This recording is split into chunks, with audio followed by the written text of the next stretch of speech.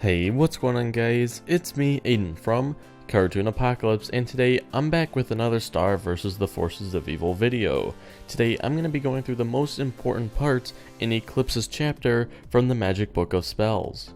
This video is just summarizing the most important parts of Eclipse's chapter. This video is meant to be a little bit shorter because I'm just going to be pointing out the facts we learned from Eclipse's chapter. I'm not really going to be analyzing too much like I would in an analysis video. I would recommend getting the book if you haven't gotten it already. The book is really cool and it has so much fun, interesting stuff in it. But before we get into this, I would just like to say that one of my friends made a fan fiction including Star, Gravity Falls, and Steven Universe. So if you've always wanted a cartoon crossover, this fan fiction is for you. It's really awesome, you should go check it out. Link is down in the description. I have made videos on the previous 3 chapters in case you're interested in those. But anyway, let's get on with this video. Eclipsa, the Queen of Darkness. Eclipsa, Queen of Mewni, to a Mewman king was wed, but took a monster for her love and away from Mewni fled. Eclipsa was the 30th Queen of Mewni. If you've seen the show, you already know what happened there. She was crystallized. However, she actually got a lot down in the Book of Spells. The first parts of her chapter that we see mainly consist of her love life. I'm going to skip it except for the Globgor part. I will be grouping all of the Globgor stuff together all in one. But if you're interested in Eclipse's love life, I would recommend buying the book. When Eclipse's mother Solaria died, she had in her will that Eclipsa would marry Shastacan. Eclipsa could not avoid marrying Shastacan even when she loved the Prince of Darkness, Globgor. Eclipsa starts mentioning conversations she had with Solaria about not wanting to be with Shastacan. She also brings up that Solaria was not much of a lover. She had Eclipsa simply to be able to pass the wand and the Book of Spells down. Eclipsa makes it very clear that she just doesn't like Shastacan, especially when he started to get more demanding. He told Eclipsa that he wanted children. When Eclipsa said she did not want children with him, he said that he was falling in love with her, which before their relationship was more mutual. They didn't love each other, they just ended up being together. When Shastacan said that he loved Eclipsa, she said that she loved the Prince of Darkness, Globgor, and she also said that she believed that their love could end the monster and Mewman fighting. But after she said this, Shastacan just laughed at her.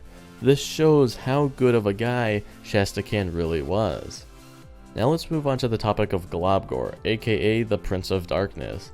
Might I point out that this is where Eclipsa got her title, the Queen of Darkness. She didn't receive the title because she was evil, she just received it because she got with the Prince of Darkness, Globgor. Eclipsa met with Globgor a lot. Their most popular place was under the Rose Garden. Apparently there is a shipping canal that nobody seems to know about. My guess is that this will appear in Season 4 because it has been confirmed that we will see some things from the book in Season 4.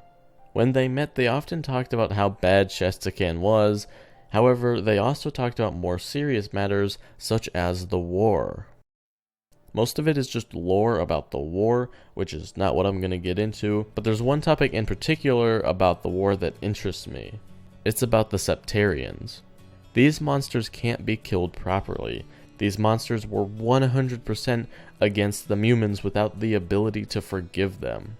The Septarians were monsters and factions that were dedicated to taking down the Mewmans.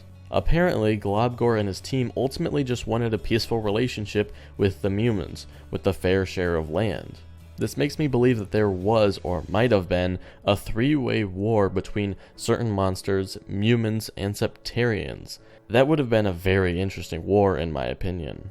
There is a chance that we will be seeing Septarians again in Season 4. Do you guys think we'll be seeing Septarians again, or is that all old news? Let me know down in the comment section down below. Another thing I would like to mention is that each new entry Eclipsa does is numbered. I believe that the creators of the show made this on purpose to show fans that Eclipsa wrote in the book a lot. The highest entry number we see is 320. We only see 8 numbered entries in this book. This means that there's way more to Eclipsa's chapter than we know. This may have also been why the book in the show is so much bigger in comparison to the real life one. That's just another thing that may have happened. One last thing I would like to mention before we get into the spells of Eclipsa is Eclipsa's last page. This entire page is in Low-Mewnian, so it had to be deciphered to be read. I'm going to be reading the page now. The Prince of Darkness was right about the Septarians. Their army is growing, and they're even recruiting other monsters outside of their own to join them. There is really too much to explain here, but I've developed an extreme option, something that may prove useful against the Septarians. Due to the severity of the consequences of the spell, I refuse to give it a name. It should never be used unless it must be used. For this spell to work, you must aim your wand directly at your adversary's heart and then recite this poem. I call the darkness onto me from deepest depths of earth and sea.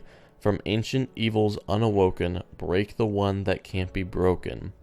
To blackest night I pledge my soul and crush my hurt to burning coal, to summon forth a deadly power to see my hated foe devoured.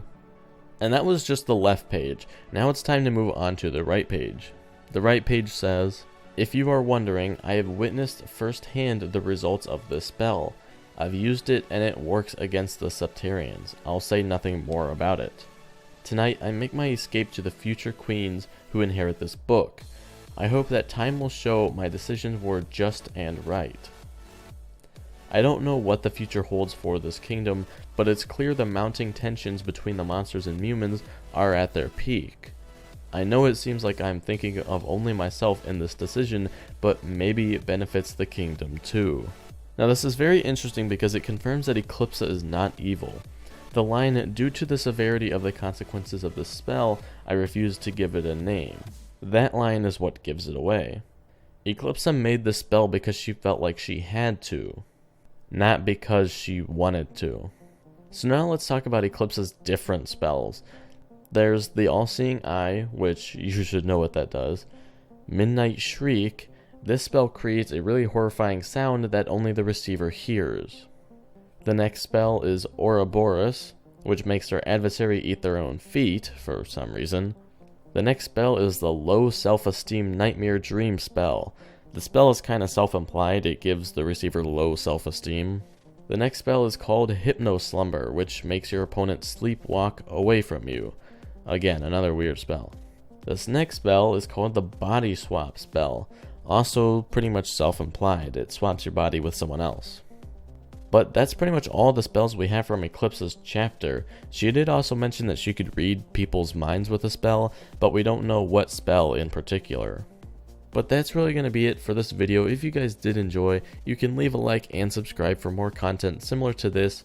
I make videos like this all the time. Let me know what you guys think of this chapter. Which one so far has been your favorite? But that's going to be it for me, and I'll talk to you guys later. Goodbye. Midnight Shriek.